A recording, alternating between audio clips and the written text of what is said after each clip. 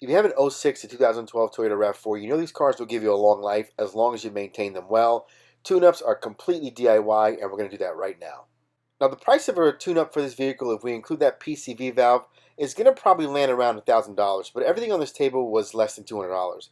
So we're going to do a new cabin air filter, a new air filter. We're going to replace the spark plugs and the ignition coils. We've got the oil that's proper for this vehicle. We're going to put in a new mass airflow sensor. That's not really necessary for this car, but I'm going to put one in anyway. That PCV valve replacement, we're going to add that and the hose that goes to it. And then we have our oil filter, fresh oil filter element, along with a new drain plug, and of course, most importantly, the new crush washer. A bonus, not part of a tune-up, but these visors, they're notorious for failing, so we're going to replace that. We're going to start off with the air filter. Now, what holds the air box together, there's two little tabs at the back of this unit that go into a slot, so it allows it to pivot up. And then there's two clips towards the front. If you undo those two clips, you can pick this up. There's a little wire harness. You could take it out of the holder there to give you some more clearance, but you should be able to pull this thing straight up, and there you have access to that old dirty filter. Pull that out. Get in there. If there's any debris, like I have a leaf in there, maybe use a shop vac if you need, but just get things that have gotten into there, scoop them out. The new filter is going to go in the exact same way. It's easiest to actually hold the filter up towards the box so that you can get the back of it into those the tabs into those slots and pivot it into place. And once you do that, you squish it down and you tighten in those two front clips, and you're done with that part. Next, we're going to take care of this mass airflow sensor. And it's just held on with two screws. There's an electrical connector. There's a tab in the back. You press down on it and you can disconnect this connector. Once you do that, you just back out these two regular Phillips head screws, and then you're going to replace it in the same manner. Make sure that there's an O-ring on the new sensor and that it seats properly, because that's important. Moving over to the top of the engine, we're going to pull off this engine cover, and it's just a piece of plastic that's held on with these little nubs that fit into these grommets. Pull that off. We're going to have the four coil packs or ignition coil visible up top. The spark plugs are underneath. They're held on by 10mm bolts. I like to back them out first by hand before using any kind of powered tool. But these will come out fairly easy. They should come out fairly easy. Do those. Disconnect the connectors. Be careful not to break these. Some of these can get brittle and break. So with the connectors, if you can't pull it up good enough with your thumb, use a pick or a screwdriver to get in there to help back those out. But take out these four 10mm bolts. Pull up on these ignition coils. They're just they're held on to the top of the spark plug. Sometimes they get a little tight, so you can give them a little spin and they should pop straight up. Now I have a lot of grime and like sludgy kind of stuff here, which is indicative actually of some sort of oil leak. We'll deal with that later, but I'm going to clean this up and come back. If yours is dirty, just use a paper towel like I did. Clean this off the best you can, but if you have some way to get some compressed air into these tubes here, do that. You don't want any of that grime, any of the stuff that could be up top here falling into there.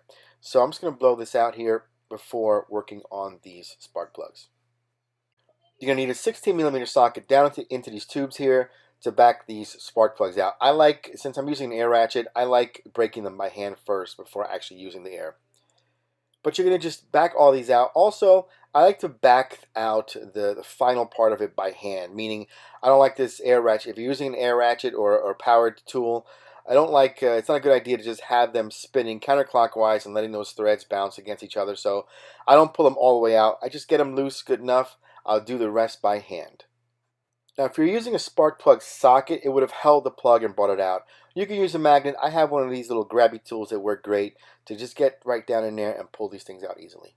Before installing your new plugs, it's a good idea to just double check the gap on them. They do come pre-gapped, but it doesn't hurt to double check. Take a little gauge and check here. On this vehicle, it does call for somewhere between 039 and 043. Once you check them all, careful when you check them also, because they're iridium and you can damage that tip if you're too rough with it.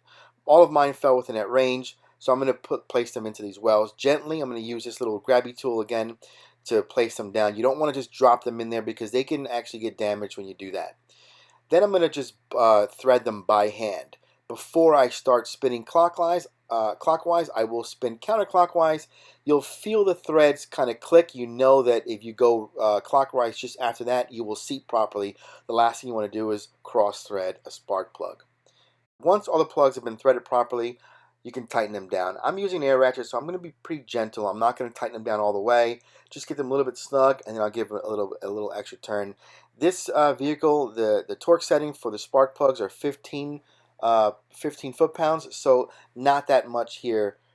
Just a little turn after being tight. Now, if you're like me and your seals separated from your old ignition coils, toss them to the side. You don't want to double them up. Your new coils will have seals on them. So you're just going to drop these down into these tubes here. Give them a little spin to help them seat, and then the 10mm bolt is going to cinch them down and hold them in place. Now to tighten these bolts down, I'm doing it by hand because these require only about 6 foot-pounds of torque. So you really don't want to overdo it with these. With those bolts in place, reconnect the electrical connectors on each one of these ignition coils. The harness is set up so that you really can't mess this up. The connector is only going to be in the right area for you. Just make sure that they fully seat. You hear the click, and that thing is not going to back out on you.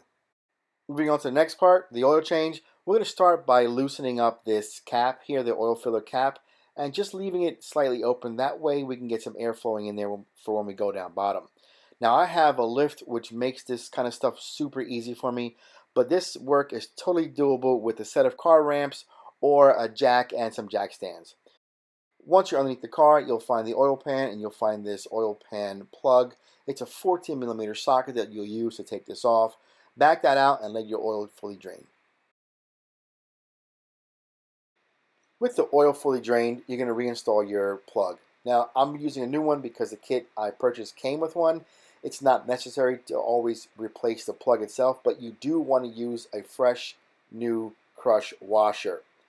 And when you torque this down, it's about 27 foot-pounds, so not crazy. You definitely don't want to over torque this. Next, we move over to the oil filter. Now, Toyota has this funky thing here where there's a plug inside this housing, and it's supposed to come off separate with just a regular 3/8 ratchet. But you see here they move together, and that almost always happens. And that's fine. We're just going to take it out like that. The way it's supposed to work is this silver piece comes out separate. You use this little plastic adapter to push up into there just to help drain out some more oil. But this is going to come out in one piece, and that's fine. We'll just make sure to capture as much oil as we can because it could make a mess. With this oil filter houser out to the side, you're going to want to remove the old filter element, and it'll just pop right off. You take this one out, you put the new one in. Make sure it's seated fully. Then you'll take a hook pick, and you're going to remove this top O-ring here. Here it's in red. You're going to remove this O-ring carefully, and you're going to put on the new one. Before you put on the new O-ring, remember, take a little bit of oil and just to lube that O-ring up.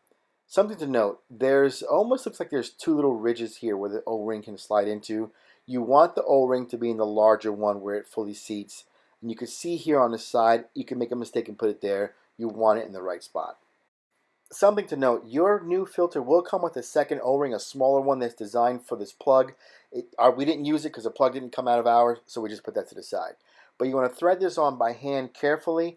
This oil filter housing, it should be about 18 foot-pounds of torque. But you can look at the top where the plastic meets the bottom of the engine, and you can see how there's no gap there. You know it's fully seated. After that, we come up top to fill with fresh oil. Now I have this little fancy little kit that helps fill in this easily, and I'll put a link to it below. But you can do this. You can do this with the funnel just as easily. This car calls for just under 5 quarts, about 4.6 quarts of oil. So that's kind of easy to look at because you could just look at the side of your 5-quart container and get to about where you have half a quart left. And we're going to run the engine and see what it looks like. Run the engine for a couple minutes. Come back and double check your dipstick. Make sure that your oil is at the right spot. Should be between. It actually should be at the top right now since we just filled it. Ours looks pretty good, so we're going to be done with that. We'll make our way back inside the vehicle for the cabin air filter. This is an easy one. It's behind your glove box. When you open your glove box on the right-hand side, there's a small little piston that helps slow the box down when you open it. But if you squeeze the pin that holds it in, it pops right off. And then all you have to do is squeeze the two tabs that are at the top of your glove box, squeeze them in, and then you can actually take this entire glove box down and out. But behind there, you will see a black panel. On the right-hand side, there is a little clip. You hit that clip, it'll swivel open to the left, and that's where your cabin air filter lives. Now, this looks like it hasn't been changed in quite some time. It's going to look really bad when it comes out. Also, what I noticed is that it was installed incorrectly. The airflow in this vehicle goes from the top down, and here it shows that the arrow is facing up, which it still lets the air through, but it's not designed to catch the particulates the way if it's backwards. So make sure you have that the right way going back in. The airflow in this vehicle, it goes from top down, and there'll be an arrow on the new filter for it, but it goes back in the opposite direction. You snap that piece back into place, and you're done with this. Now we get to the most difficult part of this job here, which is that PCV valve. On this vehicle, after '09, it changed locations. So on this vehicle here, on the older vehicles, you'll have that towards the back or even towards the side here. On this vehicle, '09 and up, they changed engines, and it is in a location down below. You cannot see it. You have to get to it pretty much by feel. There is a hose in the back. You could follow that hose here. You can see it here. It's got a braiding on it, and it goes through like a little clip. And it's almost like a U shape. But the part that goes to the valve itself is about maybe 6 to 8 inches long into the engine there. And the orientation is towards the left side of the engine. So you'll have to do this by feel. Now, if you go to the dealer, they'll charge you 3 to 4 hours to get this done because they have to take out the entire intake manifold to get down into there. You can do it without all this work. You go from underneath through this little panel here. My panel's already off. It's 4 little push pin clips there to remove that, put it to the side. But if you look in and look up, you should be able to see that hose and follow it where it goes, which is going to be towards the engine, above this bracket here, in between, just forward of this black plastic. That's your intake manifold. So it's forward of that and in towards the engine. Now my hose is already off, but you could see here the nipple end of that valve, and that's where that hose is going to go to. I used a pair of these hose pliers to get up in there and pull it out. You're going to replace the hose as well because there's no way this is not coming out without being damaged. My hose completely ripped.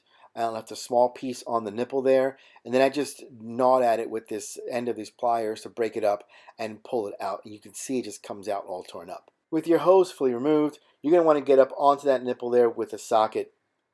I believe it's 16 millimeter. You can double check with your new valve, but I ended up using a swivel and even a little extension to feed that up into there and then have enough clearance to move the ratchet. You don't have a lot of room.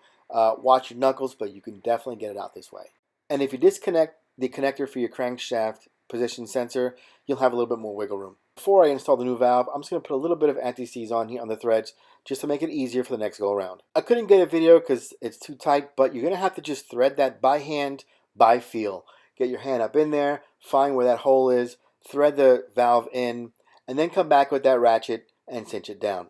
After that, install your new hose, and I'm starting it up top just to get myself in a correct orientation.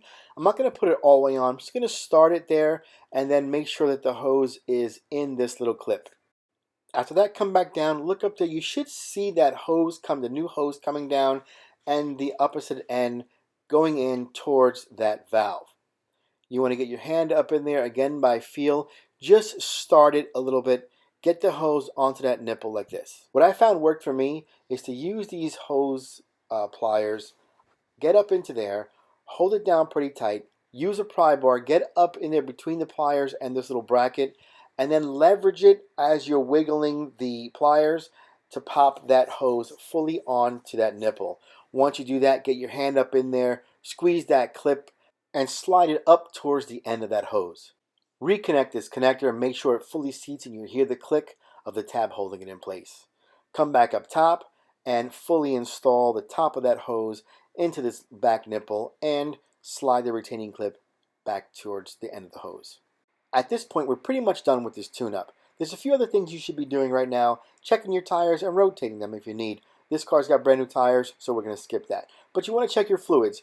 You have your coolant, you have your washer fluid. This car does not have any power steering fluid, but you also have your brake fluid. And check that. If it's more brown than yellow, then it might need to be bled, and we could do a video on that when we need. But this, because right now, this is in good shape. Tune-up right now, pretty much done. not part of a tune-up, but we're going to fix this real quick. These visors are known for getting weak after a while and don't hold themselves up. It's an easy job. There's a little plate here, like a little trim piece. You pop that off, and then this entire thing will come out easily, because the only thing that holds it in are these little retaining clips. There is an electrical connector you have to be careful with, but that also just slides up and out. And the key to putting a new one in is setting up these clips in the new visor properly. The clips will go in. The little plate, this little trim plate, will go in partially. The trim plate being in partially holds these clips properly onto the mount piece of this new visor. When you push that through the sheet metal of the roof of the car, you then push up on this trim piece, it locks it in, the electrical connection is made, and you're done. If you noticed in the video some oiling spots, you're correct. There is a leak somewhere in this vehicle. I suspect it's from the valve cover gasket, and we'll be making a new video shortly on replacing that. I like making these videos to show how easy it is to do some of these things on your own, and of course to save a ton of money while doing it. I'll put the links below to any products or tools that I've used, and if you use my links, I will earn a whole 17 cents.